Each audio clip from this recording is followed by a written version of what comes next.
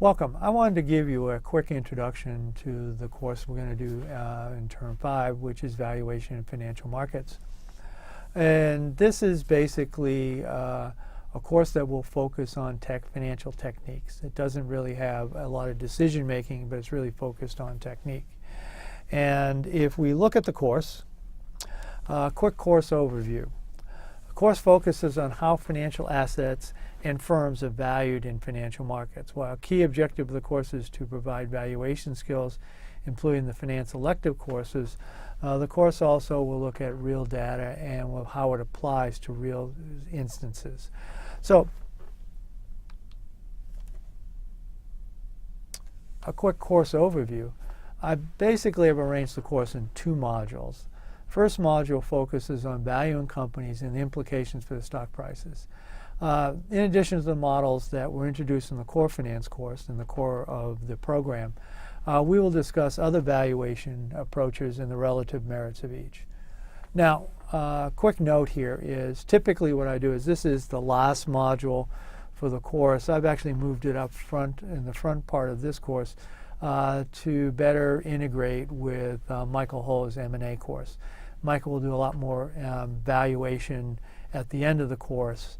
And so by putting this up front, we'll give you a little bit more experience about valuation for that course. So that's the purpose. So if you talk to people who did it last year, you would see that this was sort of at the end of the course. But it's a separate section, so putting it up front doesn't cause much any real issues. The second part of the course focuses a module on valuing traded financial assets in the options and fixed income areas. These markets are rather large, and we talk about interest markets and the option markets and how sort of things like swaps, even bonds, and options are valued in these financial markets. And we'll look at a particular application of this, which is convertible bonds. And so the first six classes focus on firm valuation. The next 9 classes focus on valuation of financial assets.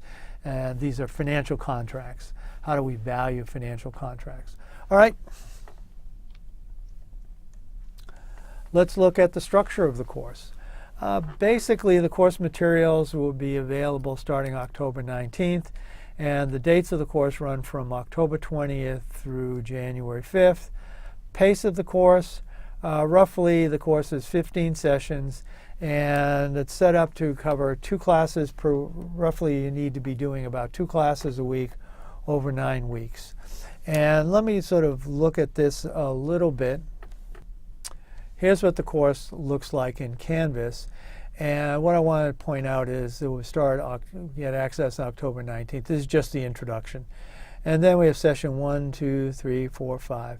The dates that I put over here are just approximate. There's no class that we're going to have. You must complete the material for that session 1.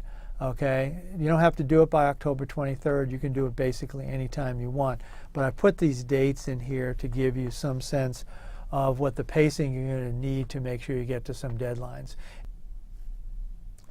Say a little bit about the course requirements. Course requirements are 3 problem sets, which will be 36% of your grade, and a final exam, which will be 64% of your grade. These problem sets will have due dates, and the final will obviously have a due date.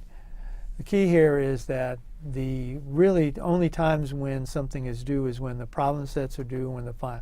As long as you can complete the work anytime you want, as long as I get each of the problem sets when they're due. Let's talk about one of those typical class sessions. The typical class session includes a tutorial or technical note, focus on a technical issue. Try to give you a self-assessment. There's a case. And then basically I have a recorded class case discussion. Of the 15 sessions, approximately 11 sessions have these recorded case discussions. 3 sessions I will give you review problem sets that have been assigned, and 1 will be an online review of some of the course materials. In order to give you some sense of this, let's look at one particular assignment that you'll have on Canvas.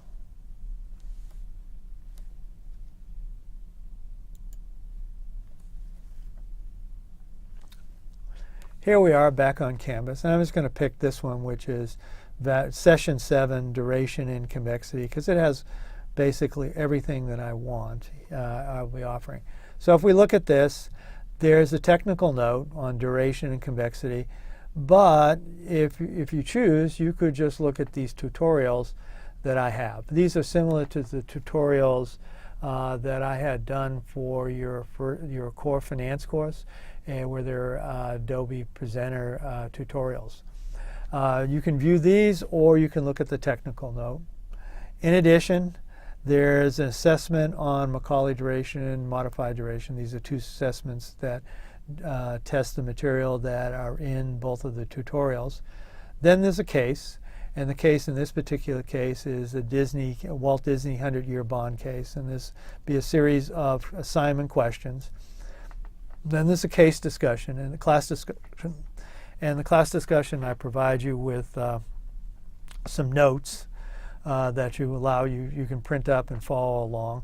And then what I do is there's a series of class discussions for different topics, which I have broken out into, in this particular case, 12 different parts. Some are 6 minutes, some are 3 minutes, some are 14 minutes, 4 minutes, 6 minutes. So what I've tried to do is break out the discussion into different topics so that you can go back and watch them at a different point in time.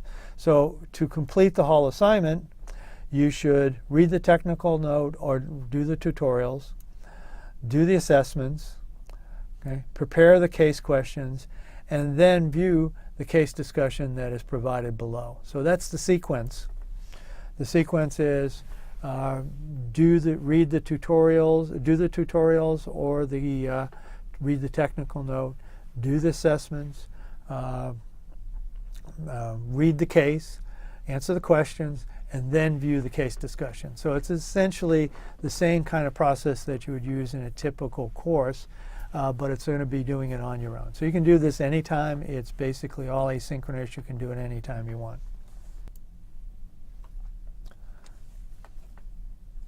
So this provides you an overview of a typical class session. Not all 15 sessions look like this, but most of them have these basic elements.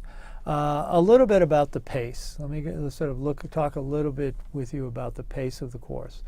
And I want to go back to the Canvas situation.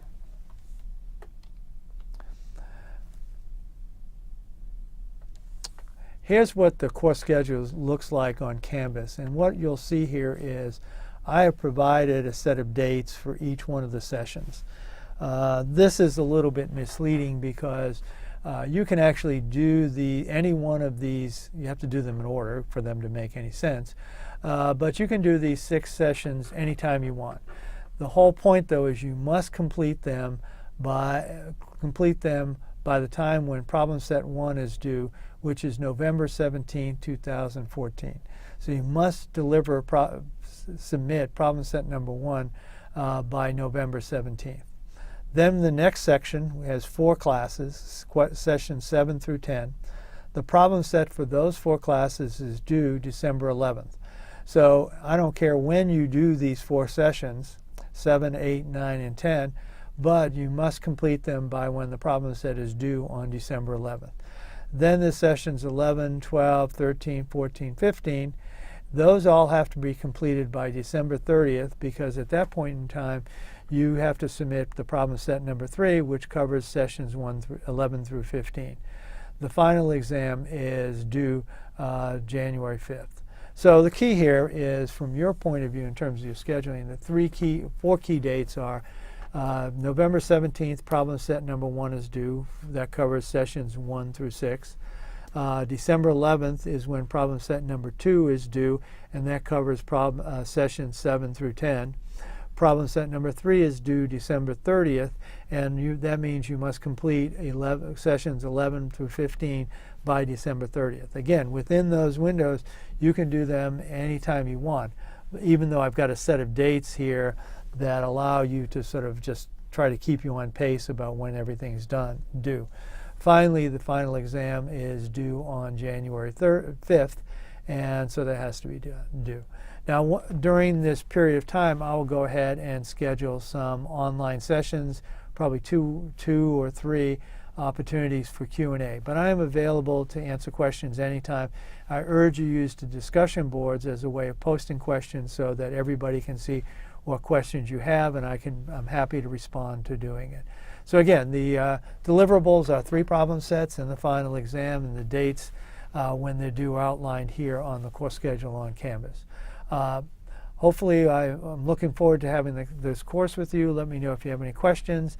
It's fair, again, just to go back, it's fairly technical in terms of focusing on technique, and not so much on the cases don't focus as much on decision making as much as they do an application of these financial techniques. All right, and so again, if you have questions, let me know, and we'll look forward to working with you this year.